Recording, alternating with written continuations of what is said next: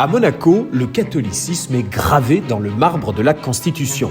La religion catholique, apostolique et romaine est religion d'État. C'est le dernier pays d'Europe avec Malte. Mais cela n'empêche pas d'autres religions d'exister librement en principauté où la liberté de culte est garantie. Petit par la taille, mais grand par l'attachement au Vatican, le diocèse de Monaco a même été élevé à la dignité de siège archiépiscopal par Jean-Paul II. Nous avons donc un archevêque sur le rocher considéré comme le troisième personnage de l'État. Nous avons souhaité partir à la rencontre de Monseigneur Dominique-Marie David à l'archevêché.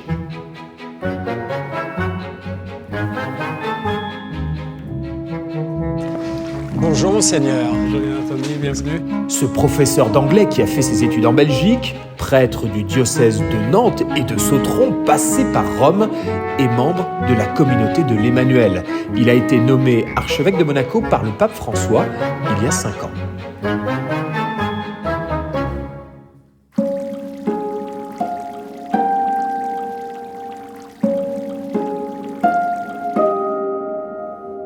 Je suis un peu curieux. Comment on devient évêque ?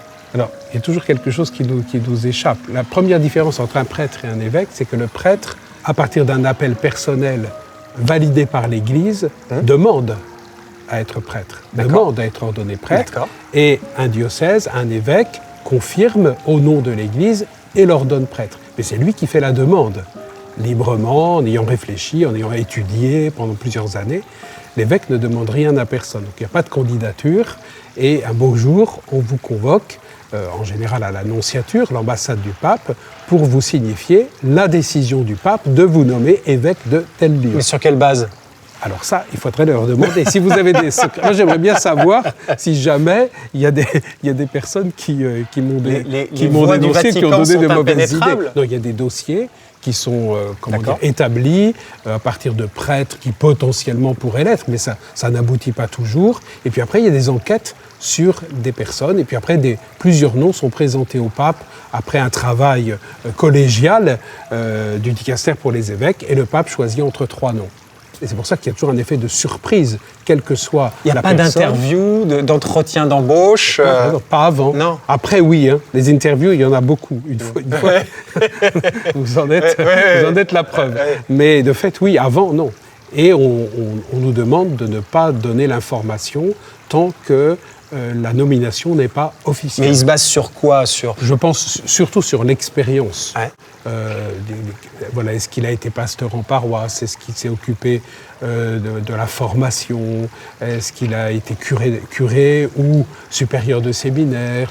Mais c'est vrai que des vicaires généraux ont une expérience de l'Église, d'un diocèse dans sa totalité. Donc c'est vrai avec une participation au gouvernement qui peut aider. Mais vous savez, il faut à la fois un peu de capacité de gouverner, d'enseigner, d'être proche des gens. À Monaco, être prêt à s'adapter à une situation... Vous connaissiez un peu Monaco avant ? Rien. Absolument. Qu'est-ce que vous saviez de Monaco ? Vous étiez déjà venu ? Non. Même pas ? Non. Et puis ce que je connaissais, je préfère pas vous dire ce que j'imaginais de Monaco. Voilà, ça rejoint... J'ai encore plus envie de savoir. Non. Il y a eu 3 étapes. Avant de venir, j'avais des clichés. Puis après, je suis arrivé et assez, de manière assez imprudente, j'ai commencé à vouloir expliquer aux autres ce qu'était Monaco après quelques semaines, quelques mois. Ouais. Et c'était prématuré. Après 5 ans, je parle beaucoup moins. Parce que j'ai réalisé qu'en fait, prétendre saisir la principauté, comprendre, en fait, c'est pas complètement juste. Et qu'en fait, j'ai l'impression d'être sans cesse en train de découvrir quelque chose. Parce que Monaco, c'est tellement plus vaste, varié, riche, complexe. Alors, riche au sens de la variété, de la diversité. 140 nationalités. Oui, et vous parlez tout à l'heure de la communauté de la principauté. Moi, je dis que c'est surtout des communautés. Et c'est un des rôles, peut-être, on y reviendra peut-être, mais de l'évêque d'être parmi ceux qui aident, soutiennent et encouragent ce qui assure notre cohésion ou notre communion, comme on veut, vous voyez. Mais c'est des réalités qui sont parfois juxtaposées encore. Il y a à la fois de quoi s'émerveiller, en particulier, je trouve, de la vitalité on parle beaucoup de l'attractivité, mais c'est aussi un lieu de créativité, où on a l'impression que tout est possible. Et en même temps, mon rôle d'évêque, c'est aussi d'avoir un regard qui ne se limite pas simplement au visible, au palpable, au repérable, mais aux hommes et aux femmes qui sont derrière ces lieux de visibilité, et y compris ceux qui ne sont pas visibles.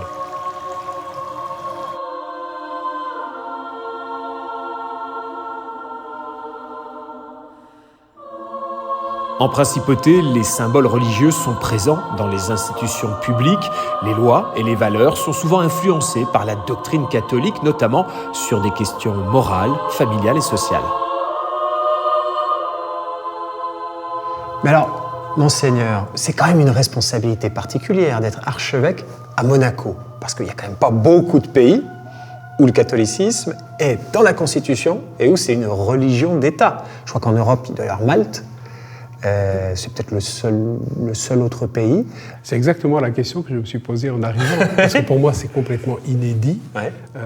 Mes amis de l'extérieur me disent mais c'est un peu anachronique cette affaire-là, c'est un reste. Oui, parce qu'aujourd'hui un État moderne, entre guillemets, implique la séparation de l'Église et de l'État. Oui, en tout cas c'est les modèles que nous avons. Monaco est justement une originalité qui montre qu'un État n'est pas forcément arriéré quand il se réfère à une espèce d'harmonie ou de symphonie entre l'État et l'Église. Et la grande question, c'est est-ce que ça signifie vraiment quelque chose aujourd'hui, tout en respectant, bien sûr... Hein, et le début de réponse je pense que oui. Je pense que oui, parce que... c'est beaucoup plus lié à notre identité profonde qu'on ne voudrait le croire. Mais il faut le présenter de manière, intelligente et un peu fine. Mais quand vous êtes nommé ici, est-ce qu'on vous dit, attention, Dominique Marie, Monaco, c'est un de nos derniers bastions? Non, personne ne m'a dit ça. Non? On m'a dit, certaines choses seront beaucoup plus simples. D'accord. Voilà. Alors j'en vois aujourd'hui le défi, c'est-à-dire qu'à la fois que l'Église fait partie de l'horizon du pays sans qu'elle ait à se justifier, à légitimer sa présence. Mais vous êtes dépositaire, j'ai envie de dire, de la doctrine catholique? C'est-à-dire que vous devez vous assurer que la doctrine catholique est appliquée en principauté? Oui, alors, c'est pas, oui, dans le fond, on peut dire qu'il y a une attention et une vigilance à vivre, à ce que ce qui est dit dans la Constitution ait une résonance dans la vie de la principauté aujourd'hui, pour que ce ne soit pas juste une pièce de musée qu'on garde et qu'on ressort le jour de la fête nationale ou à d'autres occasions, et montrer que l'Église est une réalité vivante. En gros, vous ne voulez pas que le catholicisme, ce soit juste de l'affichage, ce ne soit pas juste en vitrine. Parce qu'il y a des pays en Europe comme l'Espagne ou comme la Pologne où les populations sont profondément catholiques alors même que ce sont des États laïques. C'est-à-dire que là, le catholicisme n'est pas gravé dans le marbre de la Constitution, mais les politiques en tiennent compte. Oui, c'est ça. Et à Monaco, on est comment? C'est un peu différent, effectivement. Est-ce que vous avez le sentiment ici que vous avez une population fervente catholique? Alors oui, après, vous savez, Dieu seul sonde les cœurs. Donc même l'évêque n'a pas le détecteur de foi et de niveau de foi des gens qui l'entourent. Et moi, ce qui m'intéresse, c'est les personnes avant tout, avant leur positionnement, et qu'elles puissent, entreprendre ou poursuivre le chemin qui est le leur, avec les lumières qui leur sont nécessaires, et aussi le respect de chacun. Vous parliez tout à l'heure d'une religion, d'un statut de la religion catholique coquille vide. Je dirais oui, je dois veiller à ce que ce ne soit pas une coquille vide, mais je ne tiens pas non plus à ce que ce soit un bastion. Vous voyez, on est dans le monde d'aujourd'hui, et c'est toute la logique de l'Évangile. On a la chance à Monaco de se rencontrer peut-être plus facilement que dans d'autres réalités. Que faisons-nous de ces rencontres? C'est aussi la mission de l'évêque, d'aller à la rencontre, et à Monaco, on peut le faire plus facilement. Alors, je ne vais pas vous chatouiller sur des questions politiques, comme l'IVG, etc. On a bien compris quelle était votre position, mais Quand on voit que Monaco est un État catholique, mais qu'à Monaco, par exemple, la prostitution est légale, qu'une grande partie de son économie a longtemps reposé sur le jeu. C'est pas parce qu'on est catholique, déjà à titre personnel. Est-ce que quelqu'un qui se dit catholique est immédiatement un saint canonisé officiellement? Je vous ai parlé tout à l'heure de chemin. Ouais. Et je pense qu'en fait, autant il y a un chemin personnel pour chacun, et on est toujours en état de conversion. On dit même, l'Église, qu'elle est toujours en processus de conversion elle-même. Donc on peut dire qu'on peut être catholique officiellement, pour dire sur les registres de baptême. Sans l'être plus que le pape. Voilà, c'est ça. On peut être comptabilisé dans des sondages, si jamais les sondages intégraient cette dimension, mais toujours en chemin. D'ailleurs, je crois que j'ai repris cette phrase de quelqu'un qui, en Corse, au moment de la venue du pape, avait dit « Tous les Corses naissent catholiques, encore faut-il qu'ils apprennent à devenir chrétiens ». Donc on pourrait dire la même chose de Monaco, où beaucoup se disent catholiques, où la principauté se dit catholique, mais à l'intérieur de cette, identité de référence, il y a de la place pour un chemin peut-être plus fidèle à l'Évangile, et en tout cas qui transforme plus de l'intérieur, quelles que soient les structures, quel que soit le pays. Il n'y a pas un pays qui est exclu de cette annonce de la bonne nouvelle. Et certains, d'ailleurs, je le dis, parce qu'à l'extérieur, me disent « Mais qu'est-ce que tu fais à Monaco ?» Enfin bon. Quand vous dites certains, ce sont des gens de l'Église? Oui, des gens de l'extérieur, de l'Église souvent, qui me connaissent bien, qui me disent « Mais il y a tellement à faire ailleurs. » Je dis « Mais à faire, ça veut dire quoi? Au niveau de l'évangélisation, comme si Monaco était par nature fermé à l'Évangile, comme si Jésus n'avait pas pris le temps d'aller à la rencontre de toutes sortes de populations, des plus petits aux plus grands, des plus pauvres aux plus riches, des plus ouverts aux plus obtus. Et donc, aujourd'hui, il n'y a pas de sélection de personnes ou de populations avec lesquelles je n'aurais rien à voir, même s'ils ne sont pas catholiques ou pas chrétiens. Et là, vous leur répondez quoi? À ces personnages, venez voir. Et en général, ça marche bien. Et on le voit même tout simplement quand à la fin des grandes célébrations, on chante la prière pour le prince. C'est pas juste formel. Il y a quand même beaucoup qui le font avec conviction et très sincèrement. Et ça touche les gens de l'extérieur aussi de se dire ah oui, c'est pas juste du théâtre, c'est pas juste un grand décorum effectivement. Et d'ailleurs, quand le monseigneur Gallagher est venu présider la Sainte Dévote, la dernière Sainte Dévote, on lui a dit après ces 3 jours à Monaco, quel mot vous vient spontanément à l'esprit? Il a dit une famille. Alors une famille, il y a des défis, parce que c'est une famille avec 140 nationalités, c'est une famille et qui à certains moments connaît des tiraillements, comme dans toute famille. Mais à la fin, malgré tout ça, cette dimension demeure et demeurera. Comment vous faites pour aller à la cathédrale? Vous ressortez ou bien vous êtes... Alors, il y a des petits passages secrets.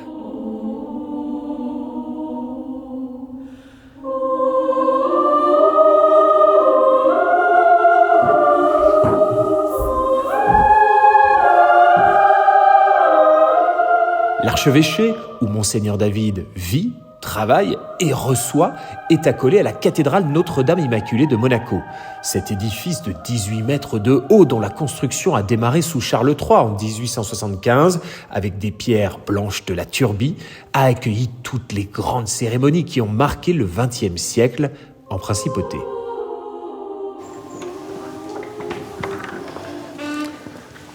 Bienvenue dans la cathédrale de l'Immaculée Conception de Monaco.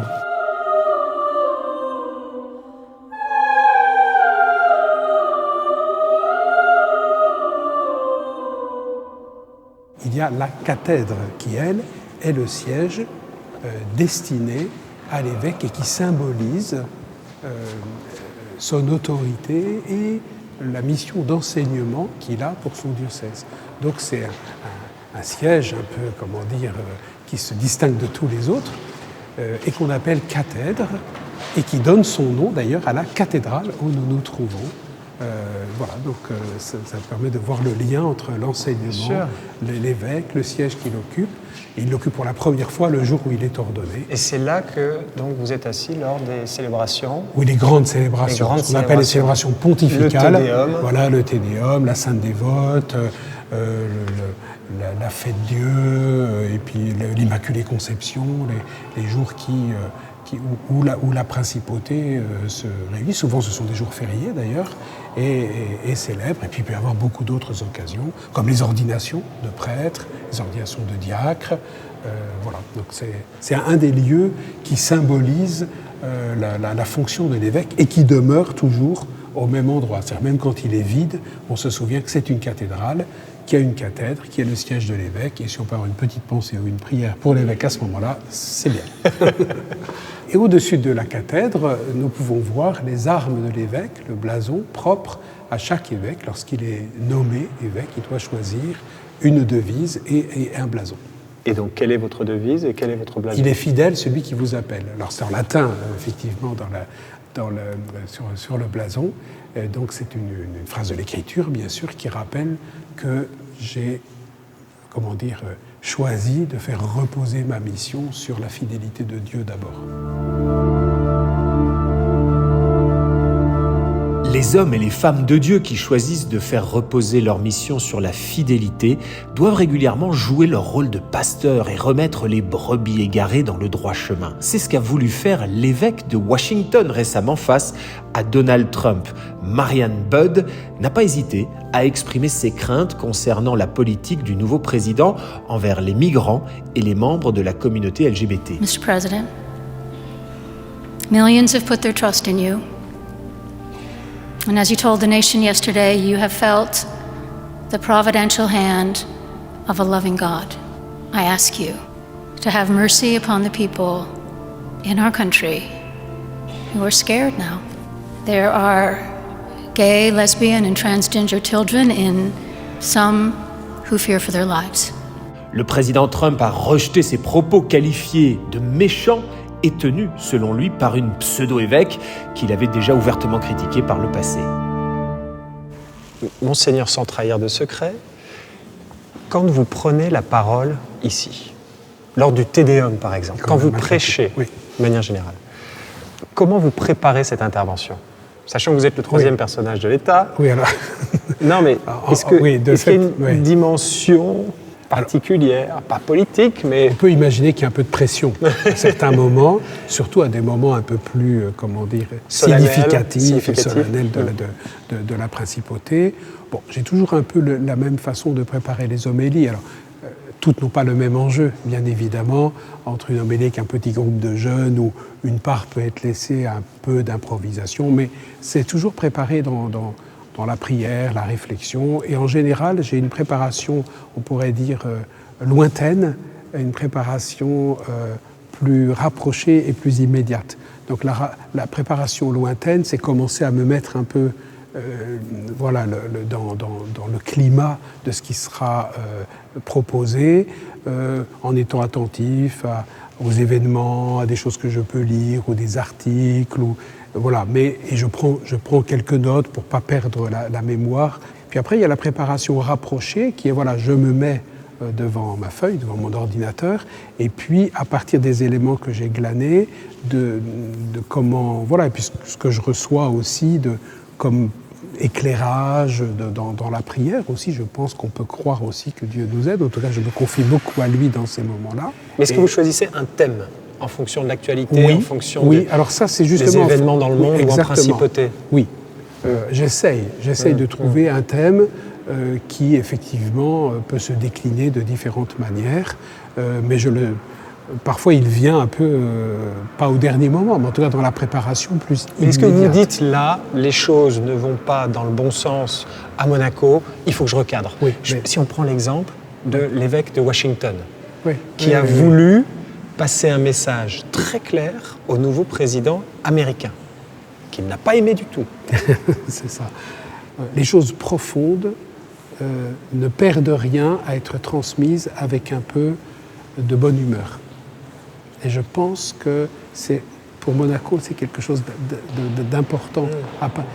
On a quand même un climat familial, on peut dire, où on peut se dire sérénité. des choses tout en se respectant, et on peut faire des allusions dont on sait que les gens ont cette capacité de saisir pour que chacun en tire le meilleur pour lui-même. La difficulté quand on veut être plutôt moraliste ou donneur de leçons, c'est qu'on vise une ou deux personnes en particulier, on n'est même pas sûr qu'elles vont saisir le message. Alors qu'il y a un message qui peut être peut-être parfois susceptible de plusieurs interprétations, mais qui aide chacun à faire un pas de plus. Et c'est vrai que pour une fête nationale, parmi les thèmes, il y a la responsabilité de l'héritage qui nous est confié, le fait de notre cohésion et de notre communion, et qu'au moins une fois par an... Quand vous dites cohésion et communion, ça veut dire que vous considérez qu'il n'y en a pas suffisamment ? Quand vous dites quelque chose, est-ce qu'il faut faire très attention aux mots que vous employez quand on vous écoute lors de vos homélies ? Oui et non. Non, quand vous dites responsabilité, ça veut dire quoi ? À Monaco, on reçoit un héritage et on a parfois, souvent, on peut avoir la tentation d'être toujours en posture de recevoir ce qui tombe d'en haut. Donc moi, ce que j'imaginais par la responsabilité, c'est que c'est à la fois comment je mets en œuvre ce que j'ai reçu, comment je le transmets, comment je le nourris, comment je l'enrichis. Est-ce que je m'en sens moi-même dépositaire ou simplement bénéficiaire ? Vous voyez, Bon, alors après, les mots, chacun a son histoire, chacun peut les interpréter à sa manière. Donc de fait, il faut à la fois les prendre pour ce qu'ils sont, mais qu'ils nous ouvrent à peut-être des différentes manières de les interpréter, de les comprendre et après de les mettre en œuvre dans sa propre vie. Votre homélie, vous l'écrivez tout seul ou bien... Oui. C'est pas collégial? Non, mais ça m'est arrivé dans ma vie de prêtre de bâtir des homélies à plusieurs et c'est assez riche. Et à la fin, on se dit, si elle a plu, on ne sait pas grâce à qui. C'est ça qui est intéressant. Mais il n'y a pas une consigne donnée par le Vatican ou par le nonce apostolique de dire, bon, cette année, on va essayer de cadrer le message, on va parler de ça. Non, parce que dans l'Église, on respecte beaucoup ce qu'on appelle le principe de subsidiarité. C'est-à-dire qu'en fait, chacun est responsable là. Si le nonce commençait à vouloir m'expliquer des choses, ça veut dire que j'aurais dérapé et qu'il me dirait attention. Et là, aujourd'hui, effectivement, on se fait confiance et on essaye d'avancer. Voilà. En fonction de la réalité du terrain. Oui, c'est ça. Et puis moi, je me sens très libre. Comme j'ai déjà évoqué, je n'ai pas demandé à venir ici. Et quand on me demandera de partir, je partirai. Donc je n'ai pas d'intérêt de carrière, entre guillemets. Le tout, c'est de servir au mieux le pays où j'ai été envoyé. Et donc, vous êtes là pour servir le pays ou pour servir l'Église ? Eh bien, justement, à Monaco, c'est pas si séparé que ça. Mais c'est vrai. Et d'abord parce que quand on sert, quand on annonce la bonne nouvelle de l'Évangile, on s'intéresse aux gens qui sont avec nous. Et quand on a la responsabilité d'un diocèse, mystérieusement, on est responsable de tout le territoire, y compris de ceux qui peut-être ne nous reconnaissent pas comme leurs responsables, mais qui font partie de ces brebis qu'on va être amené à rencontrer, on va être amené à s'intéresser à leur vie, à leurs activités, à leurs motivations, à leurs difficultés. Et de fait, l'évêque, il est le pasteur de tout le territoire.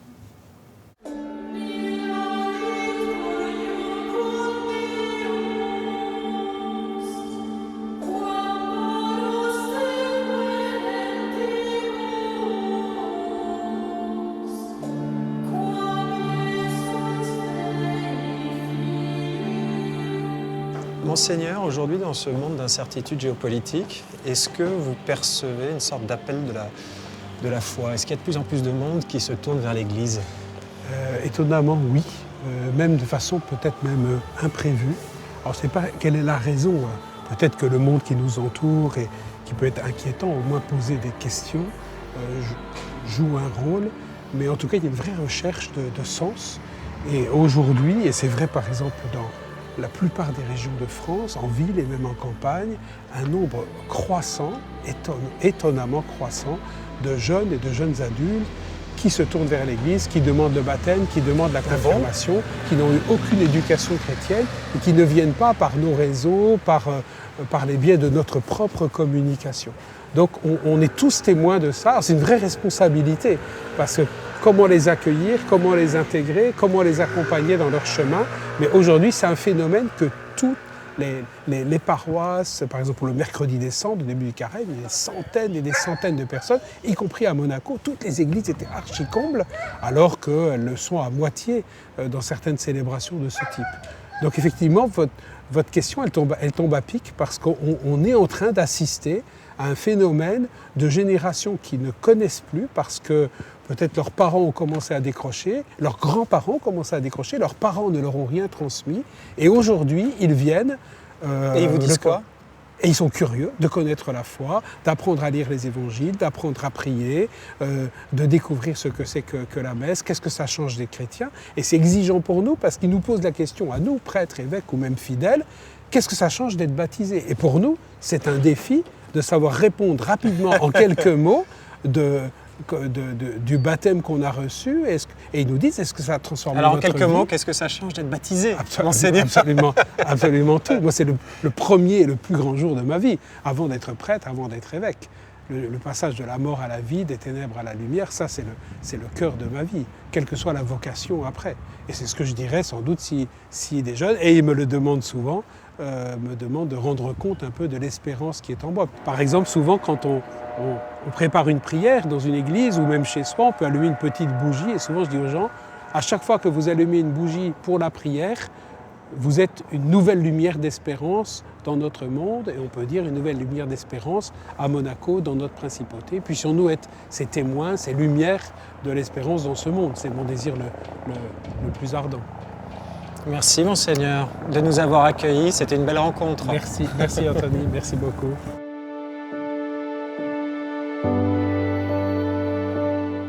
L'archevêque de Monaco a la responsabilité d'entretenir le feu sacré en principauté.